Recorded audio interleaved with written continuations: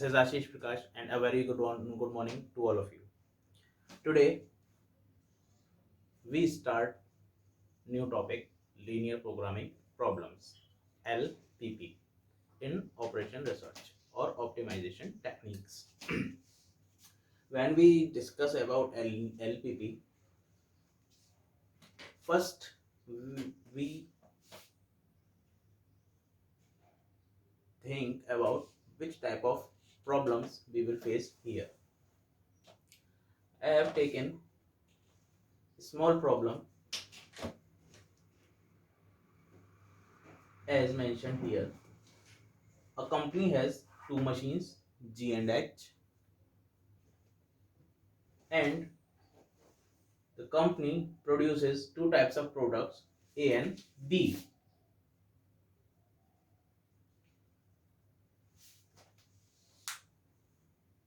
Both products should be processed on both machines. Product A requires 1 minute of processing time on machine G, and 2 minutes on machine H. Similarly, product B requires 1 minute on both of the machines, and machine G is available for 400 minutes and H for 600 minutes in a working day. Product on selling of product A, company got a profit of 2 rupees per unit and rupees 3 on product B per unit. Problem is this कि company अपने profit को maximise कैसे करे. How many pieces और units, company कितने units product ए के बनाए और कितने प्रोडक्ट बी के बनाए जिससे कि उसका प्रॉफिट मैक्सिमाइज हो जाएगा. अब यहाँ पर डिसीजन लेना बहुत डिफिकल्ट है कि कितने प्रोडक्ट्स, कितने number of product A product produce किए जाएं और कितने number of pieces product B के प्रोड्यूस किए जाएं. तो अब यहाँ पर इस तरह की प्रॉब्लम्स जब हम फॉर्मुलेट करते हैं वेरिएबल्स के साथ, तब वो कहलाती हैं लीनियर प्रोग्रामिंग प्रॉब्लम. ये हमारी क्या होगा, it is a technique of determining an optimal schedule of interdependent activities in view of the available resources. अब यहाँ पर बात करें तो प्रोडक्ट ए और बी क्या है मेरे लिए, इंटरडिपेंडेंट एक्टिविटीज हैं. ये एक दूसरे पे डिपेंडेंट एक्टिविटीज हैं. एक ही जगह बन रही हैं तो एक साथ हैं, एक के ऊपर एक डिपेंड हैं. और रिसोर्सेज इनके लिए जी और एच हैं फिलहाल. मशीन, हाँ, इनका रॉ मटेरियल भी बेशक होगा, लेकिन यहाँ पर रिसोर्स फिलहाल जो इस प्रॉब्लम में है वो है कि जी और एच जो मशीन है वो इन दोनों के लिए क्या है, फिलहाल रिसोर्स हैं.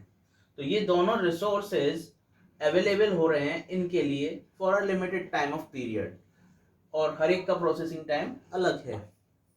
तो इसी तरीके से कहते हैं कि ऑप्टिमम शेड्यूल, कि कितना प्रोडक्ट इसको डेवलप किया जाए और कितना इसको, तो इसको रिसोर्स के बेसिस पर प्लान करेंगे, शेड्यूल करेंगे.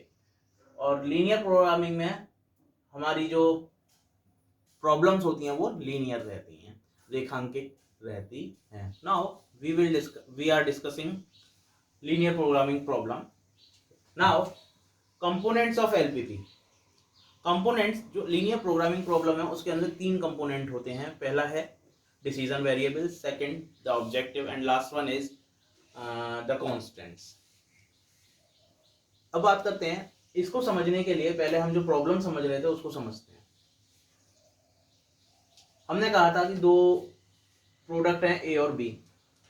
तो जहां जिस चीज के लिए इस प्रॉब्लम को हम सॉल्व करते हैं, जिन चीजों के लिए, उनको हम डिसीजन वेरिएबल लेते हैं. जैसे यहाँ ये प्रॉब्लम हम सॉल्व कर रहे थे कि हम अपना प्रॉफिट मैक्सिमाइज करना चाह रहे थे, लेकिन वहाँ क्वेश्चन था कि हम कितने प्रोडक्ट ए के बनाएं, कितने प्रोडक्ट ए को प्रोड्यूस करें और कितने बी को प्रोड्यूस करें. तो ए और बी के लिए मेन क्वेश्चन सॉल्व होना है कि ए कितने प्रोड्यूस करने हैं और बी कितने प्रोड्यूस करने हैं। तो ए को हमने x1 ले लिया और बी को x2 ले लिया। तो इसी को हमने बोला कि x1 and x2 are our decision variables. तो डिसीजन वेरिएबल्स हो गए।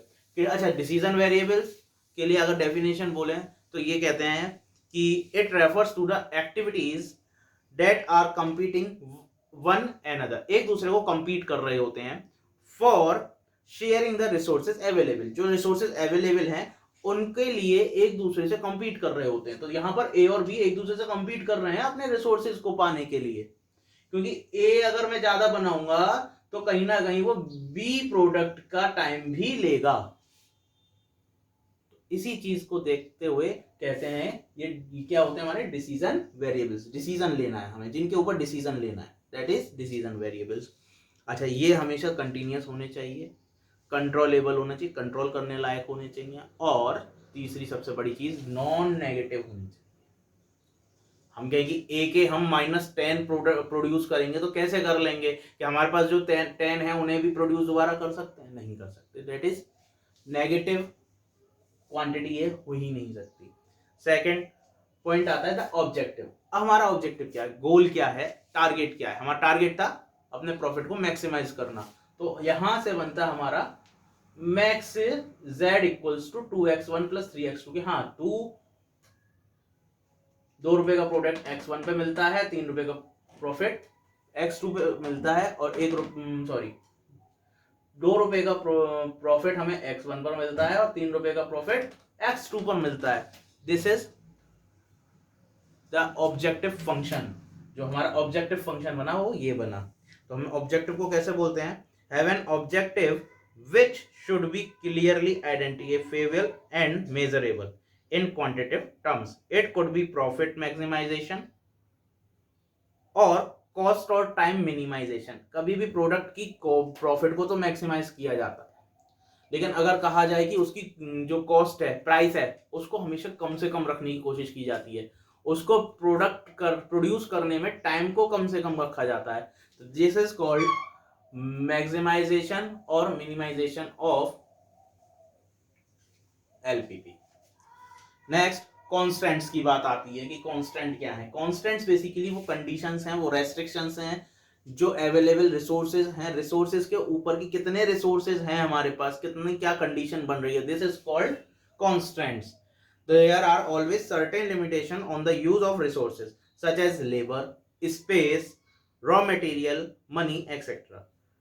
तो ये क्या कहलाती हैं हमारी, और इनसे क्या बनती है हमारी इनइक्वालिटीज या इक्वालिटीज बनती हैं, जो जैसे यहां पर बन रही हैं x1 और x2। मतलब जी मशीन है जो कि x1 को 1 मिनट के लिए मिल रही है और x2 को 1 मिनट के लिए, लेकिन जी मशीन जो अवेलेबल है वो सिर्फ 400 मिनट्स के लिए अवेलेबल है, कि दोनों मशीनों को मिला के प्रोसेसिंग भी करनी है और 400 मिनट ही अवेलेबल है। तो this is called subject to constant. Constants हैं ये हमारे रेस्ट्रिक्शंस हैं कि दोनों को प्रोसेस भी करना है और ज्यादा से ज्यादा आपके पास 400 मिनट है। इसी तरीके से एच मशीन के लिए कि 2 मिनट x1 के लिए है और 1 मिनट इसके लिए, लेकिन टोटल वो 600 मिनट ही अवेलेबल है। This is called constants.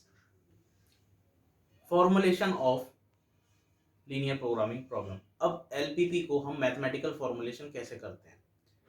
एक एलपीपी वर्ड्स में दी जाएगी, कंडीशंस दी जाएंगी, लेकिन उसके हमें पहले मैथमेटिकल फॉर्मुलेशन करना होता है, तब उसका सॉल्यूशन हमें मिलता है।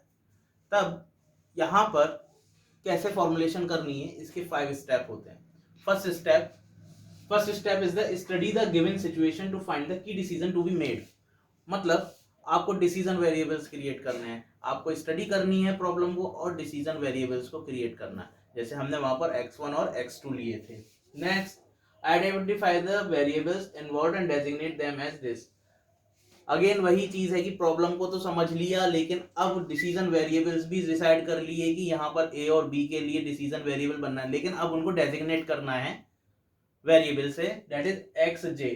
एक्स जे x1 x2 x3। अगर तीन हमारे प्रोडक्ट हैं ए बी सी हैं तो हमें x1 x2 x3 तीन वेरिएबल लेने पड़ेंगे। तो इसी तरीके से डिसीजन वेरिएबल यहाँ डेजिग्नेट करना होता है। पहले 2 स्टेप्स में तो यही है कि पहले में आप प्रॉब्लम समझिए और उन वेरिएबल्स को देखिए जिनके ऊपर हमें प्रॉब्लम का डिसीजन लेना है। नेक्स्ट स्टेप में का रहा, सेकेंड स्टेप में रहा कि उनको आप वेरिएबल डेजिग्नेट कर दीजिए, x1 x2 और x3 so on. Next state the feasible alternatives which generally are xj greater than equal to 0। अभी बात हुई थी कि वो नॉन नेगेटिव होने चाहिए, जितने भी डिसीजन वेरिएबल होते हैं वो नॉन नेगेटिव होते हैं, तो वही चीज यहाँ बनाई गई कि x1 x2 greater than equal to 0, वो 0 से बड़े होने चाहिए। Identify the constants in the problem and express them as inequalities or equations।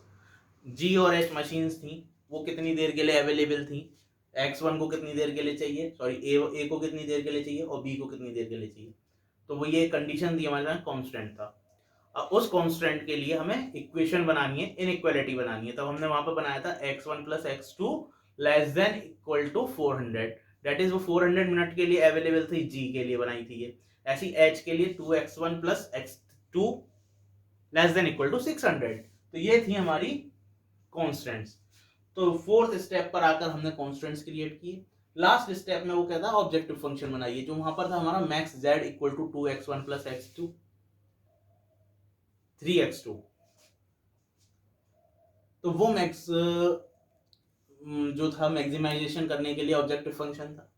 इस तरीके से हम क्या करते हैं, फॉर्मुलेशन करते हैं अपने LPP की। Now we discuss LPP and formulate its mathematical form। A company has 3 departments: weaving, processing and packing। Company produces 3 types of cloth: suitings, shirtings and woolens। Shootings requires 3 minutes in weaving, 2 minutes in processing and 1 minute in packing। 1 meter of shooting requires these conditions: shirtings require 4 minutes in weaving, 1 minute in processing and 3 minutes in packing। Woolens requires 3 minutes in weaving, 3 minutes in processing and 3 minutes in packing। And 1 meter of suitings makes a profit of 2 rupees। Similarly, shirting produces 4 rupees of profit and woolens produce a profit of 3 rupees respectively। And weaving department is available for 3600 minutes in a week। Processing department is available for 2400 minutes and packing department is available for 4800 minutes for a week। Now the question is how to maximize the profit in the company। Company should produce how much quantity of shooting, shirting and woolens to maximize its profit। Again, our decision variables are for these products x1, x2 and x3। First step, we have decided our variables, first and second step, decision variables x1, x2 and x3।